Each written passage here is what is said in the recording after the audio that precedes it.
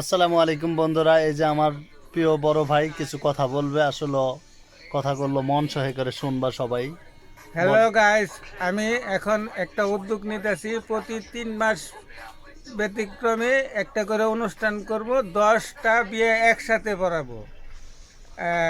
কনেপত্র মিলাইয়া 10 জন জোড়া বিয়ে আর কি। আর সবাই আমাদের সাহায্য করবা, সবাই আমাদের লাইভ করবা। আসসালামু আলাইকুম বন্ধুরা, এই যে আমার প্রিয় বড় ভাই কিছু কথা বলবে। আসলে কথাগুলো মন সহে করে শুনবা সবাই। বল।